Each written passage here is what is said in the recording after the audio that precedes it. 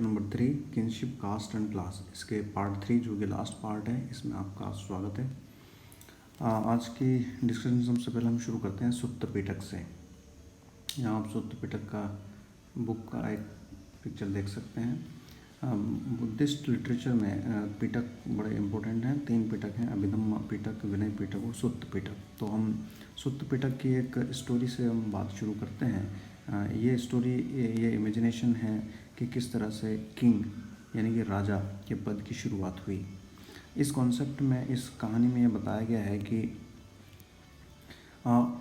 Originally all living beings live in idyllic state of peace. शुरुआत में जो भी जीव थे वो सब बड़े ही आराम से रहा करते थे, शांति के साथ, और कोई प्रॉब्लम, कोई किसी तरह का झगड़ा फसाद, कोई विवाद नहीं था। और वो उतना ही नेचर से लेते थे जितना उनको ज़रूरत होती थी। तो इसलिए समाज के अंदर शांति बनी हुई थी। उसी में फिर आगे आता है कि however there was a gradual deterioration of this state as human beings became increasingly greedy, vindictive and deceitful। लेकिन इस सिस्टम में, इस व्यवस्था में बदलाव आना तब शुरू हुआ जब ह्यूमन बींग्स ग्रीडी हो गए यानी कि लालची हो गए, विंडिक्टिव यानी कि हिंसक हो गए, और डिसीटफुल यानी कि धोखेबाज हो गए। तो जब ये कंडीशन होने लगी तो जो आइडियलिक स्टेट थी, जो एक आदर्श व्यवस्था थी, उसमें गड़बड़ होना शुरू हो गई।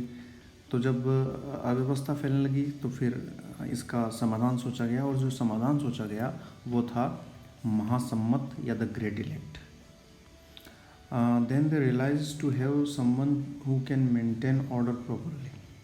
जब व्यवस्था बिगड़ने लगी तो उन्होंने किसके बारे में सोचा? एक ऐसे पर्सन के बारे में जो फिर से उस व्यवस्था को प्रॉपरली मेंटेन कर सके। और इसके लिए उन्होंने एक पर्सन को ये काम सौंपा जिसे उन्होंने महासम्मत कहा, the great elect. Because he was elected by the people, that is why he is called Mahasammata. यानी कि सहमति से सबकी सहमति लेकर के ही इस पद पर व्यक्ति को नियुक्त किया जाता था, और उसी को फिर बाद में किंग कहा गया। उसका काम था कि जो गलत करता है उसे दंड देना, और जो सोसाइटी है उनके नॉर्म्स को, उसकी व्यवस्था को बना करके रखना। इसके बदले में उसे जो आवश्यकता होगी वो सोसाइटी के द्वारा दिया जाएगा। और यहीं से शुरुआत हुई किंगशिप की, राजा के पद की शुरुआत हुई इस कहानी के अनुसार। और राजा को बदले में जो कुछ दिया जाता था वो उसका टैक्स हो गया, कर। इस तरह से एक सोशल कॉन्ट्रैक्ट हुआ, एक सामाजिक अनुबंध हुआ, और उसके तहत राजा के पद की शुरुआत हुई। अब हम फिर से बात करते हैं महाभारत की। महाभारत को की जब स्टडी करते हैं तो हिस्टोरियंस उसमें उसके लैंग्वेज और कंटेंट को भी देखते हैं। तो अगर हम इसकी लैंग्वेज की बात करें तो मेनली ये जो महाभारत लिखा गया संस्कृत में लिखा गया। और हमने देखा भी कि जो फर्स्ट पार्ट में हमने बात की कि वी.एस. सुक्तंकर जी के लीडरशिप में जो वर्क हुआ इसके ऊपर, इसका क्रिटिकल एडिशन को तैयार करने का, उसमें जितनी भी संस्कृत में लिखी हुई मैन्युस्क्रिप्ट्स थे उनको कलेक्ट करके उन पर काम हुआ। तो लैंग्वेज जो बेसिकली थी वो संस्कृत थी, but it was very easy. लेकिन जो संस्कृत थी वो बहुत सरल थी। अगर हम इसको कंपेयर करें उस संस्कृत से जो वेदास में लिखी गई, तो उनसे वो काफ़ी सरल थी, इजी थी, लोगों के समझ में आने वाली थी। वेदास की जो संस्कृत थी वो काफ़ी कठिन थी। अब हिस्टोरियंस महाभारत, चूँकि बहुत बड़ा ग्रंथ है, 1 लाख के करीब इसमें श्लोक हैं, छंद हैं, तो इस ग्रंथ को वो 2 पार्ट में डिवाइड करते हैं। वो जो 2 पार्ट है वो हैं, एक तो है जिसके अंदर कहानियाँ कही गई है, उसको ये कहते हैं नैरेटिव पार्ट। नैरेटिव पार्ट में स्टोरीज़ हैं सारी। और दूसरा जो पार्ट है उसको कहते हैं डिडेक्टिक यानी कि निर्देशात्मक, जिसमें उपदेशात्मक या निर्देशात्मक, जिसमें निर्देश दिए गए हों। नैरेटिव पार्ट में स्टोरीज़ हैं, और डिडेक्टिव पार्ट में सोशल नॉर्म्स को मेंटेन करने के लिए प्रिस्क्रिप्शंस लिखे गए हैं, जिनका लोगों को एक्सेप्ट किया जाता था कि वो उसे फॉलो करेंगे। तो इस तरह से ये डिवीज़न है। अब ऑथर्स और डेट्स की हम बात करेंगे। महाभारत की जो स्टोरी है बेसिकली कहाँ से शुरुआत होती है, तो हिस्टोरियंस का मानना है कि बहुत पहले जब युद्ध हुआ करते थे तो उसमें जो राजा है उनके साथ साथ चैरियटर्स और बार्ड्स भी जाया करते थे। चैरियटर्स जो रथ चलाने वाले होते थे, बार्ड्स का काम भी करते थे, यानी कि वो राजाओं की युद्ध कौशल को देख करके उसके ऊपर कंपोजिशन करते थे, कविताएं वगैरह लिखते थे और बाद में उन्हें सुनाया करते थे उनके अचीवमेंट्स को। तो शुरुआत में तो यही हुआ कि जो महाभारत की लड़ाई हुई उसमें भी इस तरह से चैरियटर बार्ड्स, जिनको कि सूत कहा जाता था, वे लोग जाते थे और उन्होंने इस कहानी को ओरली ट्रांसमिट करने का काम शुरू किया एक जनरेशन से दूसरे जनरेशन को। बहुत बाद में जा कर के लगभग 5th सेंचुरी BC के आसपास ब्राह्मण्स ने इस स्टोरी के ऊपर काम करना शुरू किया और इसको रिटन फॉर्म में लिख लिया। तो इस तरह से महाभारत की रचना हम देखते हैं कि लिखित रूप में होना शुरू हो गई 5th सेंचुरी BC से। और उसके बाद इसमें एडिशंस चलते रहे काफ़ी लंबे समय तक। शुरुआत में इसमें 10,000 श्लोकास थे, बाद में इसकी संख्या 1,00,000 श्लोक तक हो गई।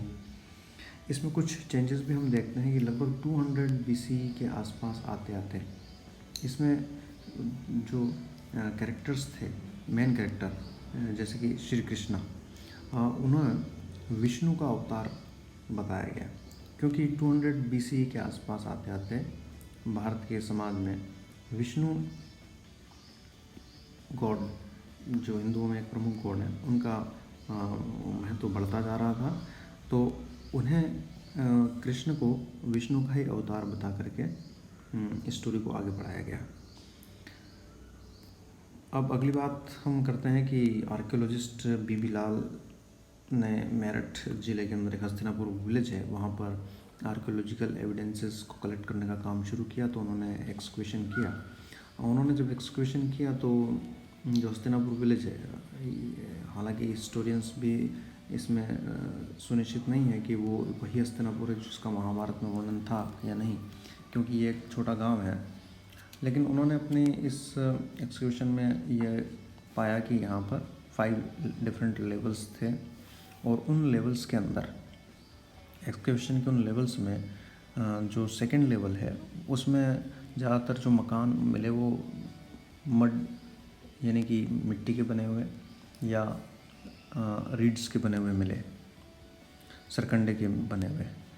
हाँ, जो थर्ड लेवल है उसमें ज़रूर कच्चे और पक्के ईंटों के बने हुए मकान मिले। जो थर्ड वाली लेवल है उसमें रिंग वेल्स भी मिले हैं और पानी को निकालने के लिए उसमें ड्रेन्स वगैरह सिस्टम भी मिलता है।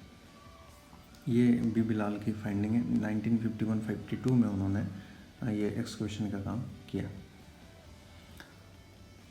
अब हम बात करते हैं कि महाभारत एक डायनेमिक टेक्स्ट है या नहीं। तो ये इस पर एग्ज़ाम में क्वेश्चन भी आता है। महाभारत एक डायनेमिक टेक्स्ट है। डायनेमिक यानी कि समय के साथ ये गतिशील रहा।